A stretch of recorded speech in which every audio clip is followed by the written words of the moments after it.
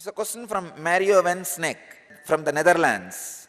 Dear Swamiji, please can you explain about biomemory? What exactly it is? What is happening with our biomemory after Dharma Mega Samadhi? Please understand. Biomemory means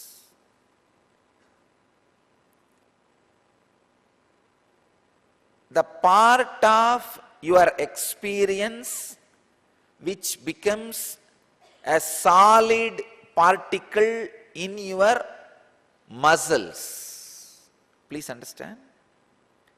When you eat food, certain part of the food becomes blood, certain part becomes bone, certain part becomes bone marrow, certain part becomes your thoughts. The subtle. Certain part of the food becomes blood, certain part becomes flesh, certain parts become bone, certain part bone marrow, certain part your thoughts. Same way, when you think or experience something, certain part of that experience become part of your blood, certain part becomes your bone marrow, certain part becomes your bone, certain parts become a solid physical particle of your body. The memory or the experience which happens in you very strongly becomes part of your very biology is biomemory. Memory which becomes part of your biology is biomemory. Sometimes you can see when the depression or the fear becomes too much, you will see the whole upper body, what you think as you, becomes heavy and immobile, uncomfortable, don't know what to do. Especially when you are getting into some criminal activity or illegal activity, you will see the whole body resist. If you are getting into some activity which should not be done, you will see that fear. Biomemory means memory which became part of the biology. What is happening with our biomemory after Dharma Mega Samadhi? Let me explain the word Dharma Mega Samadhi. I am so happy. A person who is born and brought up in Netherlands, Mario Van Sneck, is able to beautifully put a question on a technical term from the Vedic tradition, Dharma Mega Samadhi. Exactly if I have to describe that word Dharma Mega Samadhi, the Samadhi which happens to you by the intelligence awakened with the right understanding.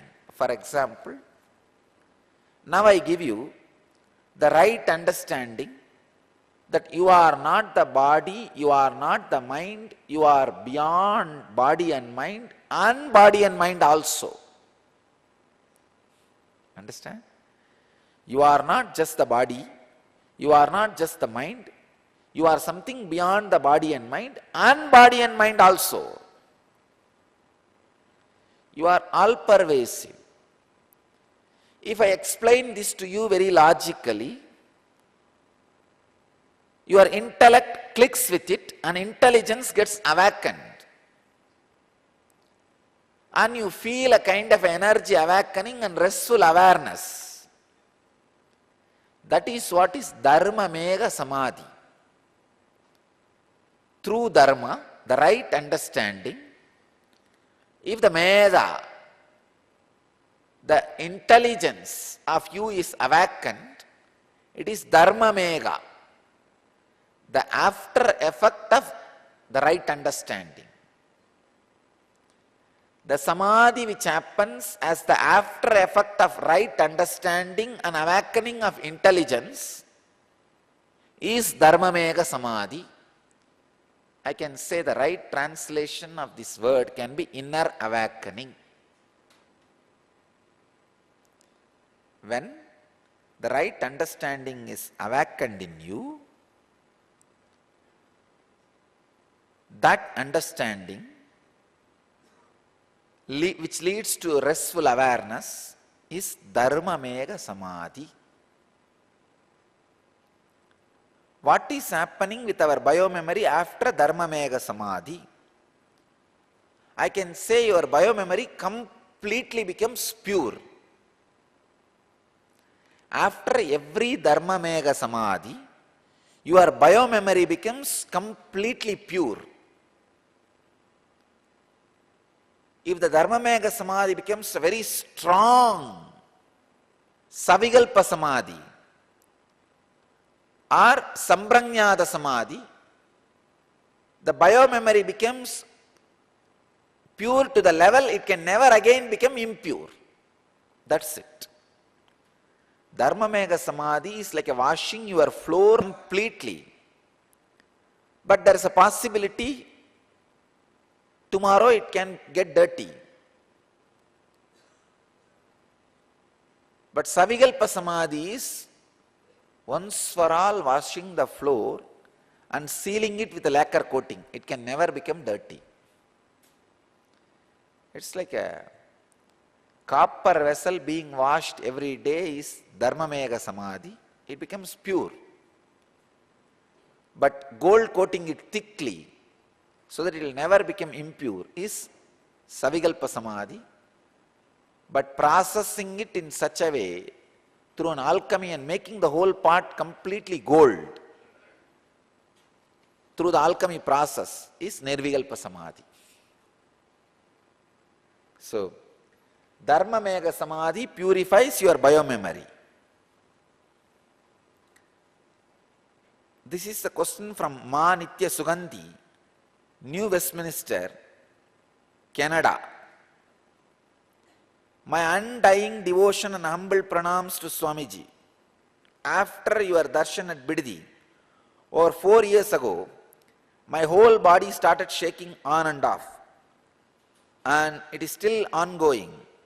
I take this as a gradual Kundalini awakening. You are right. Especially customized for my physical and mental and nervous system. Am I right? Sugandhi, you are right. How long will this continue for? I can say, till you start experiencing stable levitation. See, when I say the word stable levitation, I mean in Batmasana and Samana Mudra, your body should be able to raise 1 unit, be in the air for 4 units, and rest, relax for 1 unit of time. This is what is a stable levitation. Means, if you raise for 1 second, 4 seconds in the air, and 1 second landing. This is a stable levitation. Till you reach that stable levitation, the defined levitation, this shaking will be there. Ever since you came into my life, I have been blessed with a deep inner peace and contentment, detachment, love for each and every living being, fulfillment, clarity, etc. Swamiji, your virtual presence through my computer every evening in Canada at morning Satsang is very much alive. You have often passed, especially for me in my reality, while talking to look deeply into my eyes, and without saying anything, I have resolved many of my problems. A few days ago, I had a very powerful experience. Your talk brought on, once again, a very deep yearning, and I started crying profusely. You stopped talking, looked at me with deep compassion, leaned forward and projected out of the computer screen by about half an inch, not in physical form, but in kind of thin energy levels, one behind the other, and said very earnestly to me, it will happen, you will experience it. You will be led to a very high energy field, and it will happen. Swamiji, what did I ever to attract an incarnation of such high caliber like you? Thank you, thank you, thank you. If you did something and attract, it cannot be called as compassion. But just because of your yearning, if it is happening in your life, you did right thing, and Master is compassionate. See, if you did not do anything, and if it has happened, you will not know value,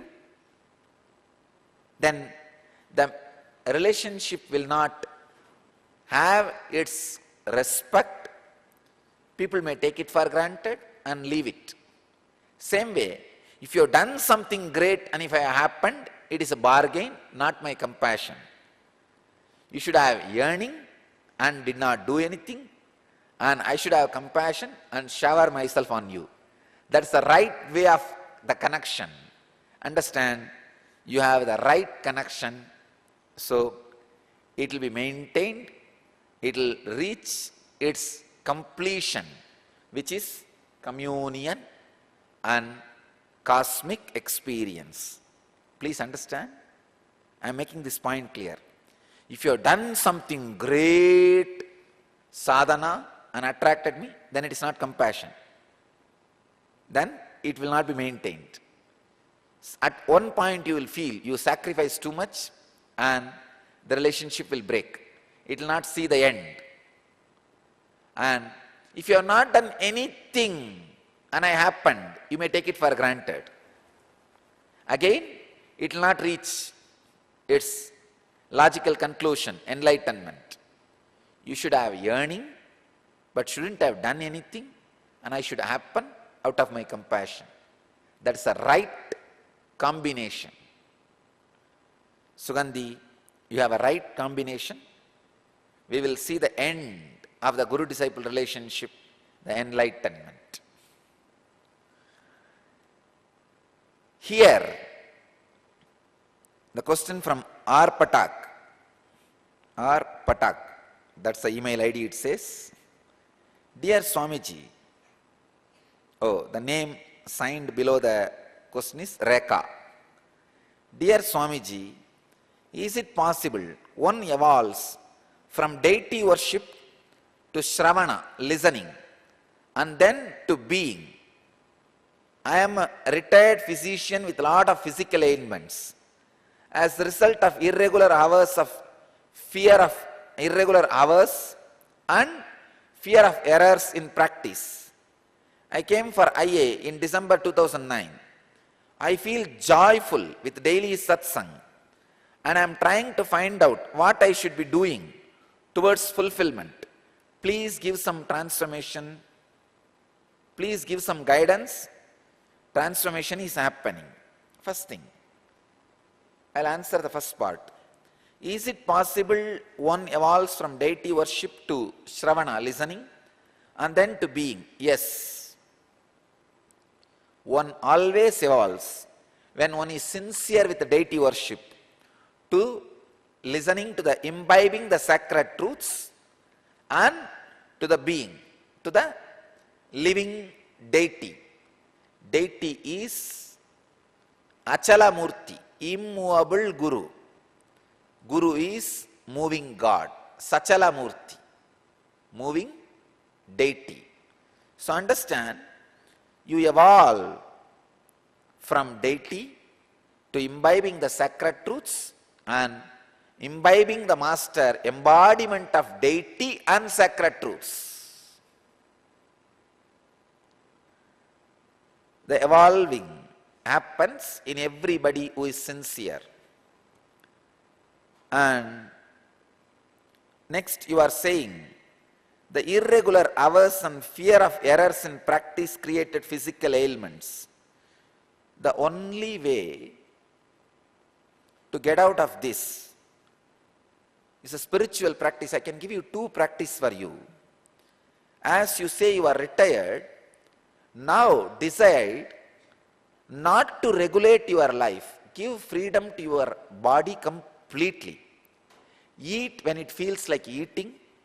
Sleep when it feels like sleeping. Do not force food when you are not feeling hungry. Don't have the fear, you should eat this many times, otherwise you will fall sick. No. There is a beautiful verse written by a Tamil Siddha. He is a great Siddha, even though in the modern day he is projected as a secular poet. He is not a secular poet, he is a great Siddha, Thiruvalluvar. He says very beautifully, மருந்தென வேண்டாவாம் யாக்கைக்கு அருந்தியது அற்றது போற்றி உனின், means you don't need medicine for your body if you take food after knowing that what you ate has left your system. So if you eat once, wait for that food to get digested and leave your system, and again for the system to feel hungry, the need for food, then give the next meal. So Rekha, I give you this as a practice. Eat when you are really hungry. Sleep the moment you feel like sleeping. Don't bother it is a day or night or anything. So let your body come to its own tune, alignment. This is a one practice. Second, try to attend the Satsang every day. When you sit in the virtual presence, your body gets healed, your mind gets healed, your being is awakened. So I can give these two as a practice. Eat only after the body feels thoroughly hungry. Sleep the moment you feel like sleeping.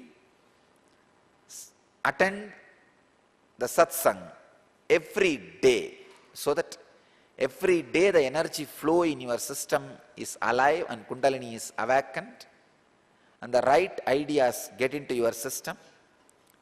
Naturally, you will be transformed. So, Rekha, these two can be the practice for you, guidance for you. Here again, question from Sudarshini Madan, Sudha. Dear Swamiji, I have a question on non-violence. When people around me criticizes me of thinking about you, I feel only sympathy on them. But when they want to stop me completely watching your discourses or going to your satsangs, I cannot accept and handle them, finally ending with heated arguments. And my next day becomes fresh after I have your darshan. Please bless me so that I can be in constant touch with you. Nowadays, more than my interest to taste levitation, I enjoy just looking at you. So the first thing, when you put your foot down and decide to come to the satsangs and watch discourses and having heated argument with others, it is not non-violence. You are reclaiming your freedom. Not reclaiming your freedom is violence, understand. It is called Atmahadya dosha. You are killing yourself. You want to experience yourself and you take up some spiritual activities. If somebody is interfering and you are allowing that, then it is violence, Atmahadya, killing yourself. When you put your foot down and say, I am doing something for my spiritual growth, please be very clear, it is non-violence. Ramakrishna says, see, Ramakrishna is such a non-controversial guru. He will always be socially polite, politically polite. He will never be controversial. Anything you ask him, no, go with the flow of the society. That is the way he will tell it. But he was asked a question by a disciple. If it comes to choosing between the spiritual growth and the parents or the family or husband or wife, what is the first priority? Ramakrishna says, no. Spiritual growth is first priority. Such a non-controversial guru, when it comes to this, he says, you have a freedom now. Even I will be afraid to give this answer even now. I'll say, no, just be little okay, just adjust, be polite. Usually, I tell people, no, take care of family, be polite, when I don't trust their intensity. When I trust their intensity, I say, I think spirituality is the first priority. Now I tell you, be very clear. Let it be on record. When you have the intense seeking, that is the first priority.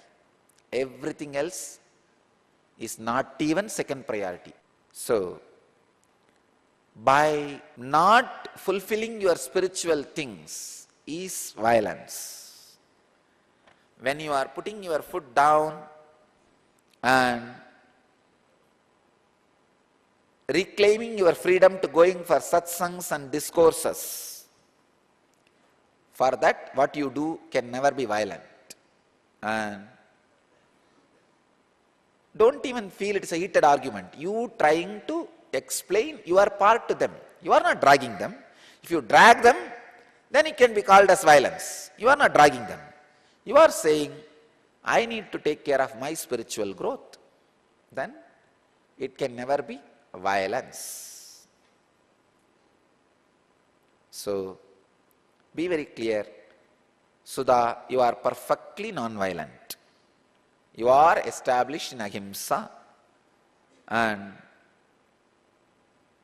my blessings, you will be in constantly touch with me and I'll be with you. Nowadays, more than my interest to taste levitation, I enjoy just looking at you. Enjoy that. You will experience levitation also. I have two kinds of people coming for satsang. One to listen to the satsang, another one to see satsang. I tell you, both will experience the result of satsang. So, surely this dove cannot listen. Then why is he here every day? To see the satsang. Whether you are here to listen or see or be, you will experience the highest experience. That is what is the power of satsang. I bless you all to achieve, experience, live, express, radiate and share the eternal bliss. Nithyananda. Thank you.